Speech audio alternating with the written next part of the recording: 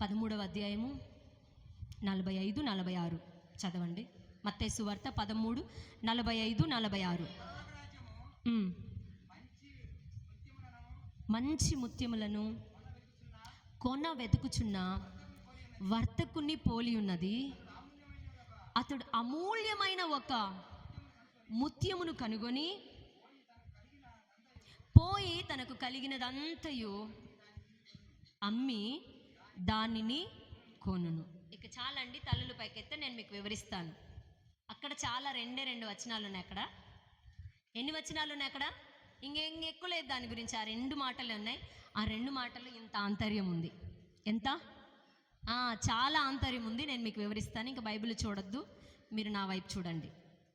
పరలోక రాజ్యం అట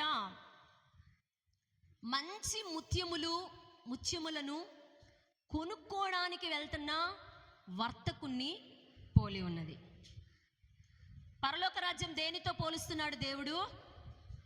మంచి ముత్యములను కొనుక్కోవడానికి వెళ్తున్నాడంట ఒక వర్తకుడు. ఆ వర్తకుని పోలి ఉన్నదట. ఆయన ఏం చేశాడంటే, వర్తకుడు అమలారైనండి జాగ్రత్తగా. ఆ వర్తకుడు ఏం చేశాడంట, అమూల్యమైనటువంటి ఒక ముత్యాన్ని కనుక్కున్నాడంట. కనుక్కొని తన దగ్గర ఉన్నదంతా ఇచ్చేసి ఆ అమూల్యమైన ముత్యాన్ని కొనుక్కున్నాడు. నా మాటలు అర్థమవుతున్నాయా? పరలోక రాజ్యం కోసం వర్తకుడు అంటే మన తండ్రి అయిన యెహోవా, తండ్రి అయిన దేవుడు. తండ్రి అయిన దేవుడు అమూల్యమైన ముత్యము కోసం తనకున్నదంతా, తనకు అంతా ఉంది, కానీ తన ప్రియమైన కుమారుడు, తనకు ఏకైక కుమారుడు, ఒక్క కుమారుణ్ణి మన కోసం ఇచ్చేశాడు. దేనికోసం? అర్థం కాలేదా? మళ్ళొకసారి చదవండి. 46. అతడు కనుక్కున్నాడంట. అమూల్యమైనటువంటి ఒక ముత్యాన్ని కనుగొని పోయి తనకు కలిగినదంతయు అమ్మి దానిని కొనుక్కున్నాడు. తనకు కలిగిందంతా, తన దగ్గర ఏముందంటే, తన దగ్గర అన్నిటికన్నా మిన్నైన యేసయ్య ఉన్నాడు. ఆయనకున్న ఏకైక కుమారుణ్ణి మన కోసం ఇచ్చేశాడు. ఎందుకని? అమూల్యమైన ముత్యం అంటే సంఘం.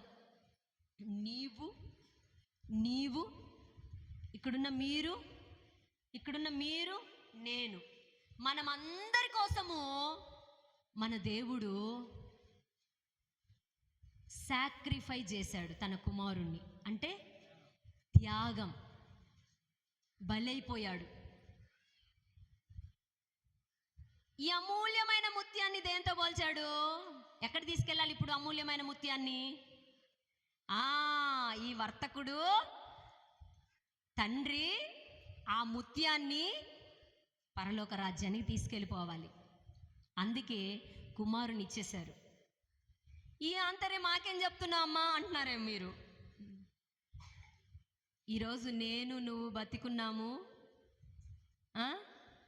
ఆరోగ్యంగా ఉన్నాము, కొంచెం అంతో ఇంత ఆశీర్వాదకరంగా ఉన్నామంటే అదిగో ఆయన అక్కడ బలి అయిపోయాడు. ఆ బలి అవ్వడం వల్లే ఈరోజు నీవు నేను ఇలాగా మనందరి కోసం మన యేసయ్య యాగం అయిపోయాడు. దేనికోసం చెప్పండి, నోరు తెరిచి. దేనికోసం యాగం అయిపోయాడు యేసయ్య? వర్తకుడు నా కోసం యాగం అయిపోయాడు. మన కోసం, మీ కోసం, మన సంఘం కోసం, అంటే మహిమ కలిగిన సంఘం కోసం ఆయన యాగం అయిపోయాడు.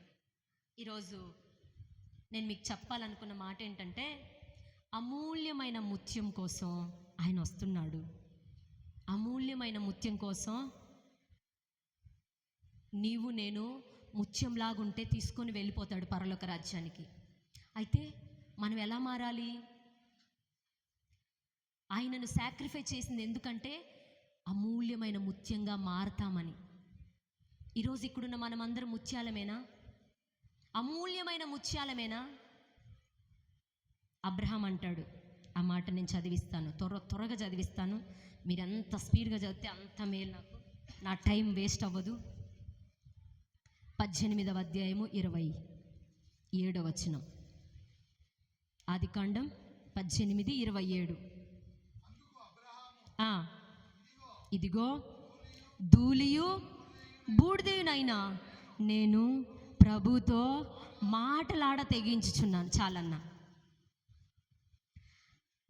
అబ్రహాం అంటున్నారు, మనందరికీ తండ్రి ఎవరు? విశ్వాసులకి తండ్రి అబ్రహాము అంటున్నారు, అయ్యా ధూళి మాట్లాడుతుంది నీతో. మనిషి కాదు మాట్లాడేది. నేను ఆరాధిస్తూ ఉంటే నాతో కూడా దేవుడు అదే మాట్లాడాడు. అందుకే నేను ధూళినైన నన్ను నీవు, పరిశుద్ధాత్మ మాట్లాడుతున్నాడు. ధూళినయ్యా నేను దుమ్మునయ్యా, బూడిదనయ్యా, నేను మాట్లాడుతున్నా. నా మాట కూడా వింటావా? భక్తుని కాదయ్యో. అయ్యా ఇప్పుడు నేను నా బిడ్డలారా, నా ప్రియమైన దేవుని బిడ్డలారా, మీ అందరితో చెప్తున్నా, ఇక్కడున్న మీరైనా నేనైనా మనం దేవుని సన్నిధికి వచ్చిన తర్వాత మనల్ని మనం పూర్తిగా ఏం చేసుకోవాలి? పూర్తిగా నేను బిన్లాడనంటే, నేను పెద్ద హీరోనంటే, నేను పెద్ద భక్తున్నంటే, ఉన్నతమైన స్థితిలోంచి వచ్చానంటే, నువ్వు ఎంత ఆస్తున్నా, నీకెంత జ్ఞానం ఉన్నా, ఎంత డబ్బున్నా, ఎంత తెలివితేటలున్నా, ఎంత బంగారం ఉన్నా, ఎంత అందం ఉన్నా, ఎంత హోదా ఉన్నా, నువ్వు ఏమవ్వాలి దేవుడి దగ్గర? నేను ధూళినయా, పురుగు వంటివన్నాయా, నేను దుమ్ము ధూళి. వింటావయ్యా? ధూళి తింటావయ్యా? ధూళి మాట్లాడుతుందయ్యా, వింటావయ్యా? ఎందుకు విన్నాను? అబ్రహాము అంత దీనత్వం అయిపోయింది. ఒక ముత్యంగా నువ్వు మారాలంటే, అమూల్యమైన ముత్యంగా నువ్వు మారాలంటే, మీ అందరికీ తెలుసు సైన్స్. ఎంతమంది తెలుసు సైన్స్? సైన్స్ తెలిసిన వాళ్ళకి చేతులు ఎత్తండి. సైన్స్ నాకు తెలుసు. వెరీ గుడ్, దించండి అన్న. ఆల్చిప్పలోకి ఏం వెళ్తుందంటే, దుమ్ము వెళ్తుంది, ఇసుక వెళ్తుంది, ఒక్క ధూళి వెళ్తుంది. అమ్మలారు వింటున్నారా? ఆల్చిప్పలోకి ఏం వెళ్తుందంటే, ఇంత చిన్న రేణు వెళ్తుంది. ఇప్పుడు అబ్రహాం ఏం మాట్లాడాడు? నేను దుమ్మునయ్యా, నేను ధూళినయ్యా అంటున్నాడు. అయితే నా ప్రియమైన దేవుని బిడ్డలారా, మీరు ముత్యంగా మారాలంటే మీరు ఎలా ఉండాలో నేను కొన్ని విషయాలు చెప్తా, జాగ్రత్తగా వినండి. ఆల్చిప్పలోకి ఒక చిన్న రేణు వెళ్తుంది, ఒక చిన్న దుమ్ము, చిన్న ఇంత ఇసుకలో ఇంత దుమ్ములో ఒక్క దుమ్ము ఎంత ఉంటుందో చెప్పండి, ఒక రేణువు ఎంత ఉంటుందో చెప్పండి. ఇసుకలో అంత చిన్నది ఆల్చిప్పలోకి వెళ్ళిపోద్ది. ఆ ఆల్చిప్పలోకి వెళ్ళిపోయిన తర్వాత అది కొద్దిగా స్రావాన్ని, అంటే కొంచెం ద్రవాన్ని విడుదల చేస్తుంది. అమ్మో ఏదో నా మీదకి వచ్చేస్తుంది అని చెప్పేసి అది ఏం చేస్తుందంటే, ఒక ద్రవం విడుదల చేస్తుంది, రిలీజ్ చేస్తుంది. అప్పుడు అది రిలీజ్ చేసినటువంటి ఆ ద్రవం ద్వారా ఆ చిన్న రేణువు ముత్యంగా మారుతుంది. కొన్ని రోజులు, కొన్ని నెలలు గడిచిన తర్వాత అది ముత్యంగా మారుతుంది. గట్టిగా చప్పట్లు కొట్టి దేవుణ్ణి మహింపరచండి. రబాలా షాలాబా తురాబాలా కాబాలా షాలాబా తురాబాలా కారాబాలాబా. ఇక్కడికి వచ్చిన నీవు ఒక రేణువే, ఒక రేణు అనుకో. దుమ్ములో ఎంత? ఒక రేణువు. ఇసుకలు ఎంత? ఒక్క రేణువు. నేను కూడా అంతే. నేను చాలా ఇంత చిన్న పాట, అసలు ఆ ఒక్క ముక్క నేను ఇసుక. అలాంటిది నా మురికి జీవితాన్ని ముత్యములా మార్చి చిరునవ్వుతో నింపిన యేసయ్యా, చిరునవ్వుతో నింపిన యేసయ్యా, ఆరాధనా ఆరాధనా ఆరాధనా నీకే, ఆరాధనా నీకే.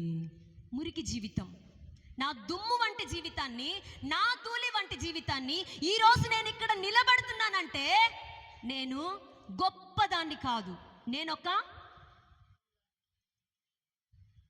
నేను బయట ఉన్నప్పుడు వేస్ట్ ఫెలోని, కానీ నేను యేసయ్య దగ్గరికి వచ్చిన తర్వాత నేను ముత్యంగా మారబోతున్నాను. రబాల జబాల కతల రబాల తియాల రకర రిబాల షతరల రబా తియాల రకర. నేను బయట ఉన్నప్పుడు ఒక వేస్ట్ ఫెలోని, మీరు కూడా బయట ఉంటే వేస్ట్ ఫెలోనే, మీరందరూ కూడా. కానీ ఆ రేణువు ఎప్పుడైతే ఆల్చిప్పలోకి వెళ్ళిందో దాని రూపు మారిపోయింది. యేసయ్యలోకి ఎప్పుడైతే నేను వచ్చానో, మీరు కూడా యేసయ్యలోకి ఎప్పుడైతే వచ్చారో మీ రూపురేఖలు కూడా మారిపోతాయి. బయట ఉన్నంతసేపు వేస్ట్ ఫెలో, నేనైనా మీరైనా, వీడు పనికిరాడు, ఈమె పనికిరాదు, ఈమె వేస్ట్ ఫెలో. కానీ వేస్ట్ను నా దేవుడు, మన దేవుడు యూస్ అయ్యేటట్టుగా చేయగలడు.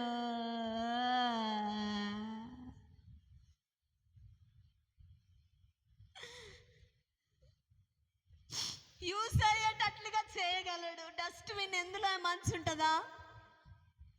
డస్ట్బిన్లో ఏమైనా మంచి ఉందా? డస్ట్బిన్. కానీ డస్ట్బిన్ ఏం చేస్తున్నాడు ఆయన? మంచి ఏమీ లేదు. కానీ డస్ట్బిన్ను రబాల షబాల కబాతియాల రకందల రబా. ప్రియమైన దేవుని బిడ్డలారా, నేను మీకు చెప్పాలనుకున్న మాట ఏంటంటే, ఇక్కడికి వచ్చిన మీరు యూజ్లెస్, ఒక్క రేణువే అందరి దృష్టిలో.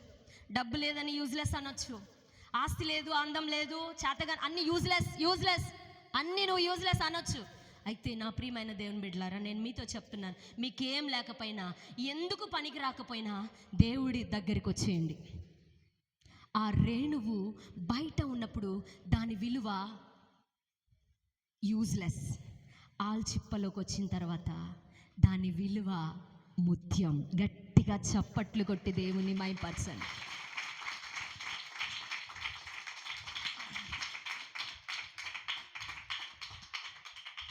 ఆ రేణువులోకి ఒక ద్రవం విడుదలవుతుంది.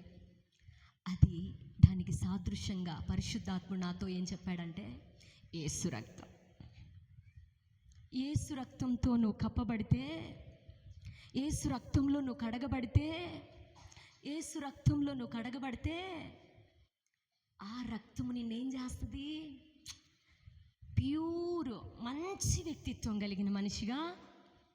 అంతకుముందు వీడు వేస్ట్, తాగుబోతాడు, ఈమె వ్యభిచారి, ఈ అక్రమ సంబంధంలో ఉన్న ఆమె, ఇది ఈమె గయ్యాలి.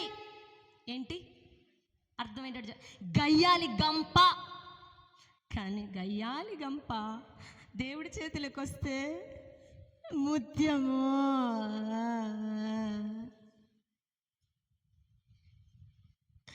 ఎవరి వల్ల అవుతుంది అంటారు? ఇది ఎవరి వల్ల?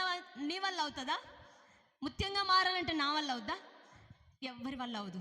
కానీ మన యేసయ్య రక్తము, మన యేసయ్య వాక్యము మనల్ని, మీరు ఇంటికి వెళ్ళి సెర్చ్ చేయండి, ముత్యం గురించి సెర్చ్ చేయండి. సైన్స్ తెలిసిన వాళ్ళకు తెలుస్తుంది. అది కొన్ని నెలలు, కొన్ని సంవత్సరాలు, కొన్ని నెలలు ఆ ద్రవంతో కప్పబడి మరుగున ఉండి ఒక్కరోజు బయటకు వస్తుంది. అప్పుడు అమూల్యమైన, ఇప్పుడు ఏ వర్తకుడైనా, ఏ వ్యాపారైనా ముత్యాలు నాకు కావాలి, ఇసుకరే నువ్వు ఎవరైనా కోరుకుంటాడా? కళ్ళల్లో ఇసుకబడిందని ఎప్పుడెప్పుడు దీన్ని తీసేసుకుందామా? ఒక్క ఇసుకరే నువ్వు పడితే కళ్ళల్లో మన కంట్లో ఉంచుకుంటామా? ఒక్క నలుసు ఒక్క నలుసు కంట్లో ఉంచుకుంటామా? మన కన్నే మనం నలుసు ఉంచుకోదు. మరి అలాంటిది ఆ ఆల్చిప్ప నలుసుని ఏం చేస్తుందంటే, ఆ ద్రవం విడుదల చేసి ముత్యంగా మార్చి తన రూపును ముత్యంగా మారుస్తుంది. ఈరోజు మన యేసయ్య కూడా అంతేనండి. మనము ఆయన దగ్గరికి వస్తే, ఆయన చేతిలోకి వస్తే, ఆయన వాక్యం వింటూ, ఆయన మాటల చేత కట్టబడితే, ఆయన రక్తములో పాలు పంపులు పొందుతూ ఉంటే, మనలో ఉన్న ఆ ఇసుక స్వభావాలు, దుమ్ము ధూళి స్వభావాలన్నీ పోయి అమూల్యమైన ముత్యంగా మారిపోతాం. ఒకటి, అమూల్యంగా ముత్యంగా మారాలంటే ఒకటి, నేను దుమ్మును అని అనుకోవాలి. నేను ఒక వేస్ట్ ఫెలో అనుకోవాలి. అప్పుడే దుమ్ము అనుకున్నప్పుడే ఆ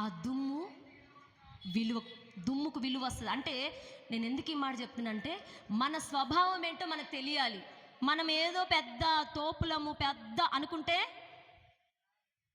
ఎప్పుడు మనం అంతే. ఎప్పుడైతే మన మట్టి స్వభావం ఏంటో, మన బుద్ధులేంటో, మన స్వభావాలేంటో, మన పాత స్వభావాలు, అసలు మనకి ఇప్పుడున్న స్థితిగతులు ఏంటో అవేంటో మనకు అర్థమైనప్పుడు అప్పుడు మనల్ని మనం తగ్గించుకుంటూ, నేను ఇలాంటి స్వభావం కలిగిన మనిషినయ్యా అని మనల్ని మనం దేవుని దగ్గర ఒప్పుకున్నప్పుడు మన స్వభావాలన్నీ కూడా ఆయన రక్తం ఏం చేస్తుందంటే ఒప్పుకొని ఆయన రక్తములో కడగబడాలి. ఆయన రక్తము ఎలాంటి రక్తం అంటే ముడత లేదట. ఇస్త్రీ చేసిన బట్ట ముడత వస్తుంది, కానీ ఆయన రక్తంలో ముడత లేదు. అంటే అర్థమయ్యేటట్టు చెప్తున్నా, ముడత లేదు, కలంకము లేదు, కల్మషము లేదు. ఆయన రక్తములో పరిశుద్ధమైన రక్తం, నిష్కలంకమైన రక్తం. ఆ రక్తము మనలోనికి వస్తే, ఆ రక్తము మనం పానం చేస్తే, ఆ రక్తంలో మనం కడగబడితే మన స్వభావాలు కూడా ఎలాగ మారతాయంటే, మన స్వభావాలు ఎలా మారతాయంటే ఆయన వలె మారతాయి. అందుకే మొదటి మాట, తగ్గించుకోండి. మీరు అమూల్యమైన ముత్యంగా మారాలంటే మిమ్మల్ని మీరు, నేను దుమ్మును అనుకోండి. ఓకే. రెండవదిగా, ఆయన రక్తము ద్వారా కప్పబడాలి. ఆయన వాక్యము ద్వారా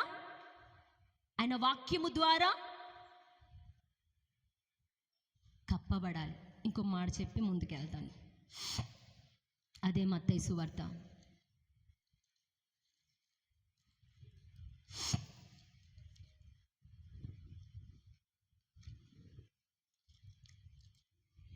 7వ అధ్యాయము 6వ వచనం.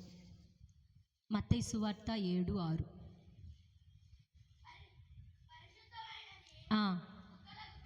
పెట్టకుడి, మీ ముత్యములను వేయకుడి. వేసిన ఎడల అవి ఒకవేళ వాటిని కాళ్ళతో త్రొక్కి మీ మీద పడి మిమ్మును చీల్చివేయను. చాలు నాన్న. ఇక్కడ దేవుని వాక్యం సెలవిస్తూ ఉంది. దేవుని వాక్యాలు విని దేవుని రక్తము చేత అంటుకట్టబడి తగ్గించుకొని భక్తి చేస్తున్న మీరట, మీరు ముత్యాలు. అయితే మీ ముత్యాల్లాంటి మాటలు, ముత్యాల్లాంటి ప్రవర్తన, ముత్యాల్లాంటి సాక్ష్యము, మీ ముత్యాల్లాంటి ఆ స్వభావాలు, అవన్నీ పందుల దగ్గర వేయబాకండి. అమ్మలారా జాగ్రత్తగా వినండి. ఎక్కడ వేయొద్దు? పరిశుద్ధమైన అనుభవాలు కుక్కలకు పెట్టొద్దండి. మీరు ఇప్పుడు ఆయన రక్తంతో కడగబడి ఆయన వాక్యం వింటూ తగ్గించుకొని కొంచెము ముత్యంలాగా మారి కొంచెం భక్తి చేస్తున్నారు, యథార్థంగా బ్రతుకుతున్నారు, మంచిగా ఉంటున్నారు. అయితే మీ సాక్ష్యాలు కానీ, మీ ప్రవర్తన కానీ, మీ క్రియలు కానీ, మీకున్నటువంటి ఆ నడవడిక కానీ అదంతా పందుల దగ్గర వేయొద్దండి. పందుల దగ్గర వేశారనుకో, ఇక్కడ విన్న మాటలు, ఇక్కడ నేర్చుకున్న ఉపదేశం, ఇక్కడ నేర్చుకున్న క్రియలు అవి చీల్చివేస్తాయంట, కాళ్ళతో త్రొక్కేస్తాయంట. అర్థమవుతుందా? అందుకని ఈ స్వభావాలన్నీ కూడా, ఈ వాక్యాలు, ఈ ఉపదేశము, ఈ మంచి ప్రవర్తన, మంచి నడవడి, మంచి సాక్ష్యాలు, ఇవన్నీ కూడా ఎక్కడ పడితే అక్కడ వాడబాకండి. ఎక్కడ పడితే అక్కడ మీ మంచి ప్రవర్తన ఒకవేళ పందుల దగ్గర వేశారనుకో, వాళ్ళు మంచోళ్ళేనని వాళ్ళు మిమ్మల్ని చీల్చివేస్తారు. అందుకని ఉపదేశమును పట్టుకున్న ఓ ముత్యమా, ఉపదేశాన్ని అంగీకరిస్తున్న ఓ ముత్యము లాంటి మాటలు కలిగిన నా ప్రియమైన దేవుని బిడ్డలారా, ముత్యము లాంటి ప్రవర్తన కలిగిన నా ప్రియమైన దేవుని బిడ్డలారా, ముత్యము లాంటి మంచి సాక్ష్యము కలిగిన నా ప్రియమైన దేవుని బిడ్డలారా, మీవన్నీ కూడా పందుల దగ్గర వేస్ట్ చేయబాకండి. అవి వినవు మీ మాట. మీరు తగ్గించుకున్నట్టు వాళ్ళు తగ్గించుకోరు. మీరు యేసయ్య రక్తంతో కప్పబడినట్టు వాళ్ళు వినరు. మీరు వాక్యానుసారంగా బ్రతకాలని అనుకున్నప్పుడు వాళ్ళు వినరు. అందుకని ఎక్కడ వాడాలో అక్కడ వాడండి.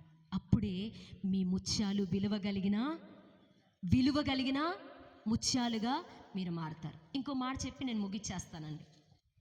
అదే 13వ అధ్యాయము 46.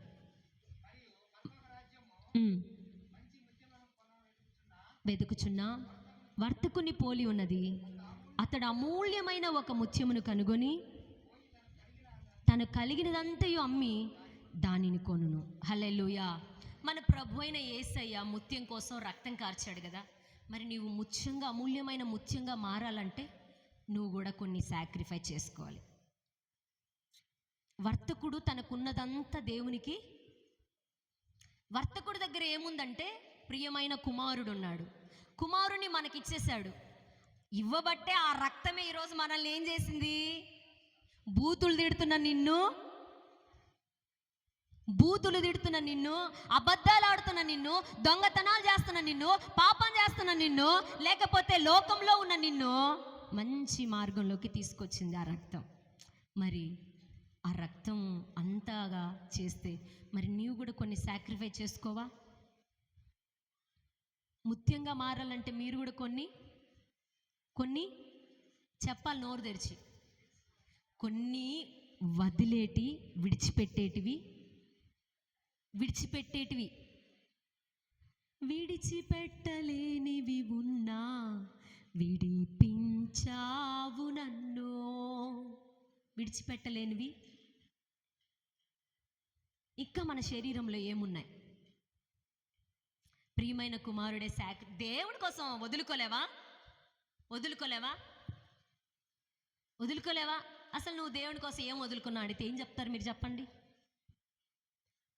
దేవుడి కోసం నువ్వు ఏం వదులుకున్నావు? ఏం త్యాగం చేసుకున్నావు?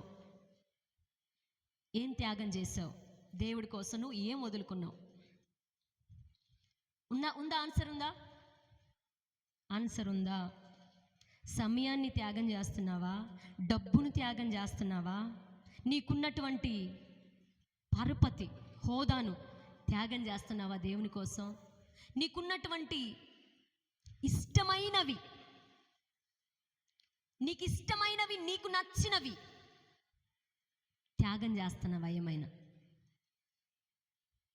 కానీ మనం చెయ్యం కదా. ఏం చెయ్యం.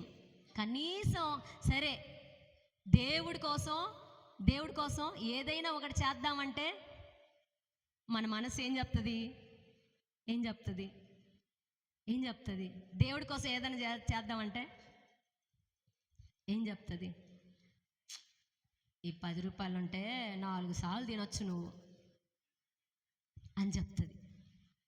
నేను డబ్బులు ఆశించి చెప్పట్లే మాట, డబ్బులు ఆశించి చెప్పట్లా. నువ్వు ఏం చేసావు? సాక్రిఫైస్ ఏం చేసావు? రేపు దేవుడు అడుగుతాడు. నా ప్రియ కుమారుని నీకు ఇచ్చాను, నువ్వు దేవుడి కోసం, సంఘం కోసం ఏం చేసావు? అమూల్యమైన ముత్యం కోసం వర్తకుడైన తండ్రి తన ప్రియమైన కుమారుని ఇచ్చాడు. మరి అమూల్యమైన ఈ సంఘం కోసం నువ్వు ఏం చేస్తున్నావు? అసలు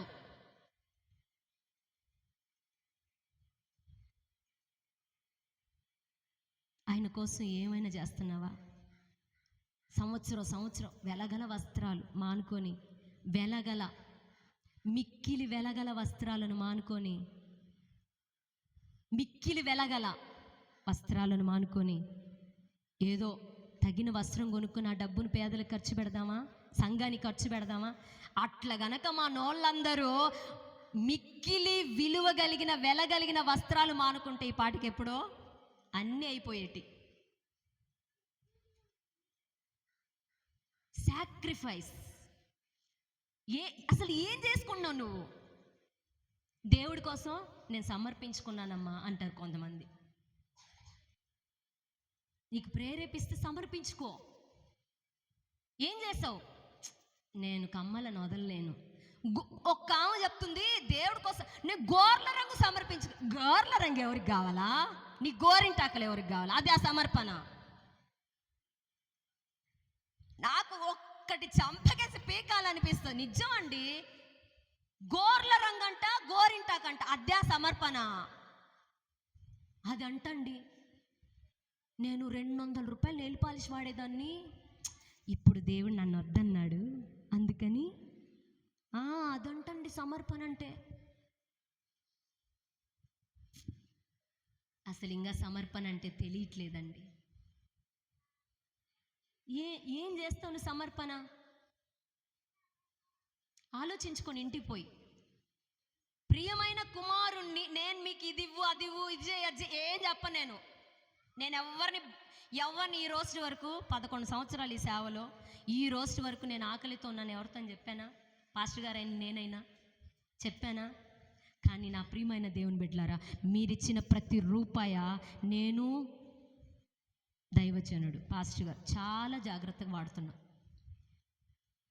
ఇంటికి వచ్చిన ప్రతి ఒక్కరైనా, అక్క నా బిడ్డకి నేనేం పెట్టుకోలేకపోతున్నా అక్క,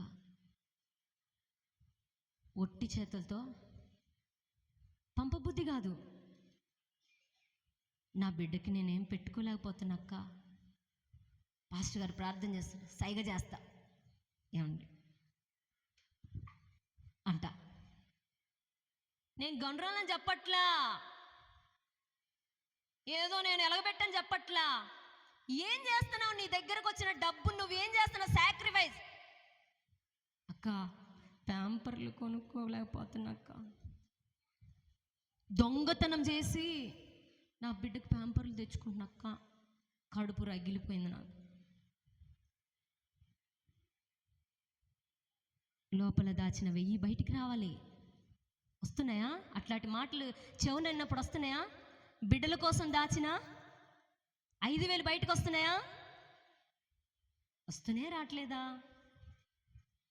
పాస్టర్ గారు లోపలున్న బయటికి తెప్పిస్తా, నా బ్యాగ్లో లోపల ఉండే కొన్ని అవి కూడా తెప్పిస్తా. ఈయనండి నీతి క్రియలు. మనం ఇక్కడ ఎన్నిసార్లు కట్టుకో, రోజు ఉదారంగా ఊపిరాడకుండా తిన్నాడంట, రోజు కొత్త బట్టలే. చచ్చిపోయేటప్పుడు ఏ కొత్త బట్ట తీసుకెళ్ళాం. కొందరికైతే పిచ్చి ఇస్త్రీ చేసుకుంటే అది కొత్తగా ఉండదు. కొందరికి పిచ్చి మామూలు పిచ్చి కాదు అది. కొందరికి బంగారం పిచ్చి అయితే, కొందరికి బట్టలు పిచ్చి, కొందరికి తిండి పిచ్చి. ఇవన్నీ సాక్రిఫై చేసుకోవాలండి. మనం తిన్నదే కాదు తిండి. నేను మీకు చెప్తున్న మాట ఏంటంటే, మీరు తినకుండా పెట్టొద్దు అన్నట్లా. అట్లాంటి వాళ్ళు మన కంట పడుతున్నారు. మనం ఏం చేస్తున్నాం? వాళ్ళను మన ఇంటికి వస్తున్నారు, లేదా మన కంట పడుతున్నారు. అక్క డ్రెస్సులు లేవక్క, నా భార్యకి ఒక్క నైట్ చినిగిపోయింది వేసుకొని తిరుగుతుంది అక్క, నా కడుపు ఉండదు, డబ్బులు లేవు. కానీ నేనేం చెప్తున్నా అంటే, నువ్వు మళ్ళీ ఫోన్ చేస్తా, నువ్వు మళ్ళా రా, నేను కొనిచ్చి పంపిస్తా. నా విశ్వాసం. పెళ్ళి మాట్లాడుకున్నారు, డబ్బులు లేవు, నేను ఇస్తా, నా దేవుడు నాకు ఇస్తాడు, నేను నీకు సాయం చేస్తా పో అన్న. ఏది కట్టలు ఉండి చెప్పట్లా. మీరు అంటారు ఇంట్లో కుటుంబాలలో అవసరత లేవా అని. నాకు తక్కువ ఉన్నాయా?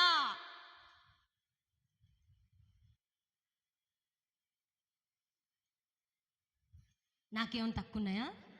కోట్లున్నాయా? మూలుగుతున్నాయా? నేను మీకు చెప్తున్న మాట ఏంటంటే, ఏది ఆ మంచితనం? ఏది ఆ యేసయ్య రక్తం? రోజు నెల తాగుతున్నారు, నెల తింటున్నారు యేసయ్య రక్తం, యేసయ్య శరీరం. కానీ ఏది ఒక్క మంచి బుద్ధి అని వచ్చిందా? స్వభావాలు వచ్చినాయా? ఏం సాక్రిఫైస్ చేసుకున్నారు మీరు? 4 రోజులు తిండి మానేసామా? తిండి మానేసిన డబ్బులన్నీ రేషన్ డబ్బులు అట్నే ఉంటాయా? సరుకులు ఎంత? అన్ని సరుకులు, అన్ని బియ్యం అన్నీ ఉన్నాయా లేవా?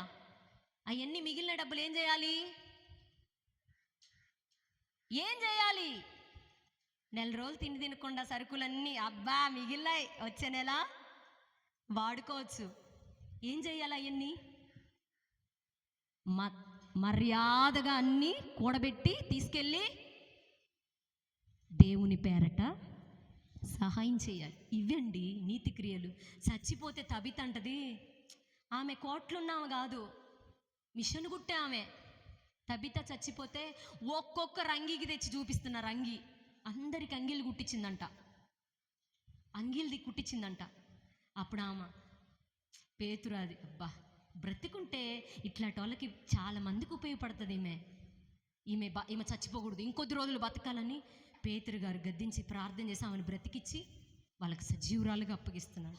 ఆమె నీతి క్రియలు ఆమెను బ్రతికిచ్చాయి. కానీ ఈరోజు మనం ఏం చేస్తున్నాం తెలుసా?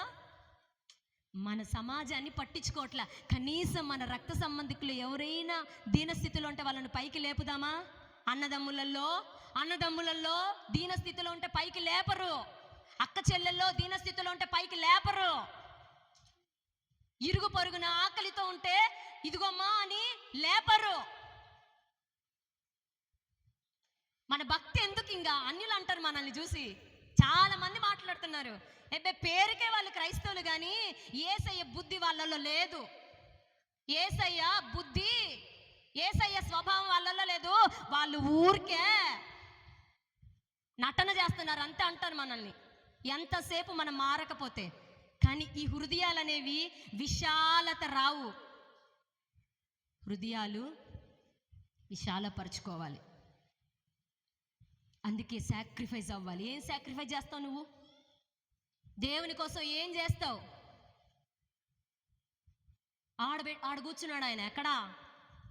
ధనవంతులు ఇట్టా పార చూశారు, బీదల్ని కాదు. మళ్ళారా కానుక పెట్ట దగ్గర కూర్చొని ధనవంతులు ఇట్టా పార చూశాడు.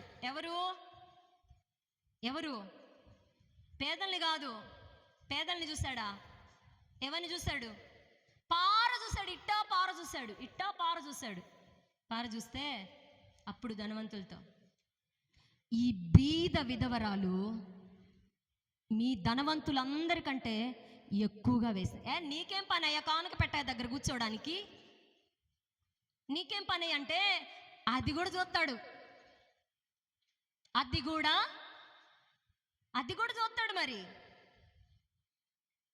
మా పాస్టర్ గారు అంటాడు, నీ బ్యాగ్లో భలే డబ్బులు భలే వస్తున్నాయే అంటాడు. నీ బ్యాగ్లో భలే ఊరుతా ఉంటాయి డబ్బులు. ఎట్టొస్తున్నాయి అంటే వచ్చిన డబ్బులన్నీ వెదజల్లడమే నా పని. ఊరికి వెళ్తా ఉంటాడు. ఎందుకు చెప్తున్నాను? నేర్చుకోవాలి, మీరు చెయ్యాలి ఇవన్నీ. ఊరికి వెళ్ళేటప్పుడు ఒక 300, ఒక 200, ఒక 500 అలా ఇచ్చిపోతాడు. డబ్బులుంటే ఇచ్చిపోతాడు. అంటే వారానికి సరిపడా ఎక్కడికైనా వెళ్ళేటప్పుడు. ఇంకా పాస్టర్ అడికి వెళ్ళిండు అనుకో, ఉపవాసం పెట్టుకోవడమే మన పని. కోరినవి తెచ్చుకొని తినడం పని లేదు. ఇంకా ఆయన లేడు, ఏం పని ఉంది నాకు? పిల్లలకి వంట చేసి పెట్టి సాయంత్రం వస్తారు, వాళ్ళకి ఏదో ఒకటి చేసి పెడతా. ఏదో ఒకటి, ఆ చుక్కకూర రైసో, ఆ పులిహారానో, ఫ్రైడ్ రైసో, టమాటా రైసో, కొన్ని రైసులు ఉన్నాయిలే, ఏదో దేవుడి దయ వల్ల కృప వల్ల అట్ట కొన్ని రైసులు నేర్చుకున్నా. ఆ రైసులు చేసి కాలం గడిపేస్తా. ఆ డబ్బులన్నీ అట్టే ఎత్తి పెడతా. మీరు అనుకుంటారు డబ్బులు నాకు ఏడ నుంచో రావు, ఎక్కడి నుంచో వస్తాయి అనుకున్నారా? నాకు ఈ వచ్చిన వాటిలో నేను దాచిపెట్టి ఇట్లా వస్తారు ఇబ్బందులు. చీర కొనుక్కుందాము, ఒకసారి బీరువాకి వచ్చి చూడండి, నా బీరువా ఓపెన్ చేసి నేను వేసుకునే డ్రెస్సులు కానీ. నన్ను ప్రేమించే వాళ్ళు ఉంటారా ఉండరా? 100 మందిలో 2 ఉంటారా ఉండరా? 4 ఉంటారా ఉండరా? మమ్మల్ని ప్రేమించేవారు, ప్రాణంగా ప్రేమించేవారు. వాళ్ళు ఇవ్వరా? వాళ్ళకన్నీ తీసి పెట్టుకున్నాయి కూడా కలర్ చీరలు ఇచ్చి, ఒక అమ్మాయి తెల్ల చీరలు తీస్తుంది నా కోసం. నేనేమో ఇక్కడ సంఘంలో ఎవరు తెల్ల చీర కావాలంటే పాస్టర్ ఏమండి గోకుతా, అక్క చీర అడిగిందండి ఊరి వెళ్ళినప్పుడు, గోకుతా చీర డబ్బులండి అడుగుతా. నేనేమో ఇట్ట పంచుతూ ఉంటా, మళ్ళీ డబ్బులు అడగను. వాళ్ళేమో విజిటింగ్కి వెళ్తే వాళ్ళు సైలెంట్గా తెచ్చి, నేను డ్రెస్సులు వేసుకుంటాను, డ్రెస్సులు మళ్ళీ తెల్ల చీర. ఎందుకని? నేను మోడల్ కడుతుంది పాస్టర్ అనుకోకు. నేను కట్టే మోడల్ అన్నీ అదిగో కుమారం తల్లి ఇచ్చిన చీరలు బీరువా నిండు ఉన్నాయి. అదిగో రంగలచం తల్లి వాళ్ళ కూతురు ఇచ్చిన చీరలు అయ్యే కట్టుకొని తిరుగుతున్నా. ఇంకెవరు మీరిచ్చినాయి, ఇంకెవరెవరో ఇచ్చిండ్రో మీరిచ్చినాయి అన్నీ ఉన్నాయి, అట్టే ఉన్నాయి. మేరక్క పంపిస్తుంది. అర్థమవుతుందా? నేను మోడల్ వేసుకొని తిరుగుతున్నా అనుకుంటున్నారు. అరగో వాళ్ళే. అది కూడా నేను ఏం వేసుకుంటానో తెలిసి తీసి పెడుతున్నారు. అంటే నేను అవి ఎంట పరిగెత్తట్లా, అవి నా ఇంట పరిగెత్తున్నాయి. నేను నా దగ్గరికి వచ్చిన దాన్ని ఇసురుతుంటే నాకు కావాల్సినవి ఏ రోజు నేనేమన్నా బట్టలు చింపిరి కనిపించినానా? ఏ రోజైనా చింపిరి కనిపించానా? నా పిల్లలు అయినా కనిపించారా? పాస్టే కనిపించాడా? ఏసన్న గారు చెప్తారు, నువ్వు ఇంట్లో గంజి నీళ్ళు తాగు, శుభ్రంగా గోల్డ్ వాసి పెట్టి గంజి పెట్టి ఇస్త్రీ వేసి తిరుగు.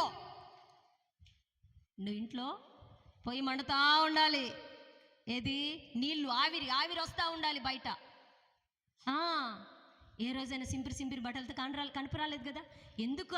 ఎందుకు దేవుడు ఇంత సమృద్ధినిస్తాడంటే మనకు వచ్చిన దాన్ని మనం ఏం చేస్తున్నామో.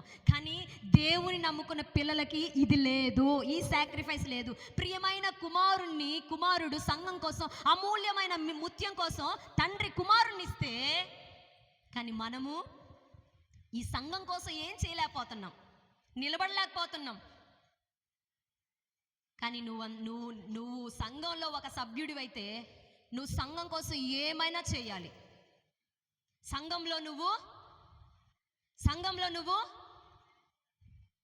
ఏదైనా నీ కొరకు చేసేందుకు ఇచ్చితివి బలమైన నీ శక్తిని. ఇదే అడుగుతా నేను మీకు చెప్తున్నా ఈరోజు యథార్థంగా. ఈ చేతులతో అనేక మందికి పెళ్ళిళ్ళు నేను చెయ్యాలి, ఈ చేతులతో అనేక మందికి అనాథల్ని నేను పోషించాలి, ఈ చేతులతో అనేక మందిని చదివించాలి. ఇది నా ఆశయం. అర్థమవుతుందా? నా దగ్గర ఏం కోట్ల లేదు. నేను ఎప్పుడు ఎన్నో సంవత్సరాల నుంచి చెప్తున్నా, ఎందుకంటే ఆకలి బాధలేంటో నాకు తెలుసు, ఆకలి బాధలేంటో తెలుసు, పేదరికం అంటే తెలుసు నాకు. పూల బాటలో వచ్చి పెరగల, నేను పూల పాన్పులో పెరగల. కానీ నా ప్రియమైన దేవుని బిడ్డలారా, కొన్ని సాక్రిఫైస్ చేసుకుంటే మనమందరం కొన్ని జీవితాలను నిలబెట్టగలం. మన కుటుంబాలనే నిలబెట్టుకోకూడదు, మన ఇంటిని మన ఇంటిని నిలబెట్టుకుంటూ మనం 10 కుటుంబాలని నిలబెట్టాలి. గట్టిగా చప్పట్లు కొట్టి దేవుణ్ణి మైపరచండి. మన ఇంటిని కట్టుకుంటూ మన సంఘాన్ని కట్టుకుంటూ 10 మందిని నిలబెట్టాలి. అదే నిజమైన క్రైస్తవుడు. మీకు తెలుసా జెమీమా ఎవరామా? జెమీమా ఎవరు విన్నారా? అసలు ఆ పేరు ఎక్కడుంది తెలుసా ఏమైనా? ఎమీమా పేరు తెలుగులో ఎమీమా, ఇంగ్లీష్లో జెమీమా.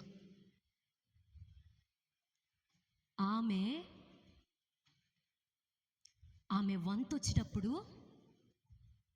ఏదన్నా కష్టం వస్తే బైబిల్ చదువుకుంటుందట. రాత్రి నవ్వొస్తుంది, పొద్దున్నే సంతోషం వస్తుంది అన్న వాక్యాన్ని పట్టుకుందామా? ఆమె వంతు వచ్చినప్పుడు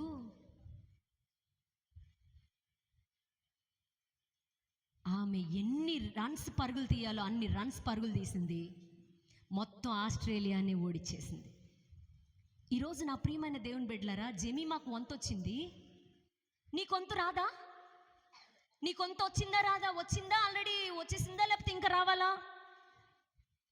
అంటే ఒక మనిషి గుర్తుపెట్టుకోండి, నేను చెప్తున్న మాట అమూల్యమైన మాట. ఇప్పుడు ఇన్ని రోజుల నుంచి జెమీమా ఎక్కడ దాగి ఉంది? ఇన్ని రోజుల నుండి జెమీమా ఎక్కడ దాగింది? ఆమెతో పాటు ఆడపిల్లలు ఆడలేదా? ఆ వరల్డ్ కప్లో ఆడారా? క్రికెట్ వరల్డ్ కప్లో అందరూ ఆడారు, కానీ వాళ్ళందరూ పైకి లేపబడలా. ఈమె ఎందుకు పైకి లేపబడిందంటే అన్ని రోజులు దేవుని చేతి కింద అణిగిమణిగుంది. ఆమె వంతొచ్చింది, పైకి లేచేటువంటి ఆ స్థితి దేవుడు ఆమెను ఇచ్చాడు, వెంటనే పైకి లేపాడు. ఈరోజు నిన్ను కూడా పైకి లేపుతాడు. నువ్వేం చేస్తున్నావు? భయపరుస్తున్నావు దేవుణ్ణి.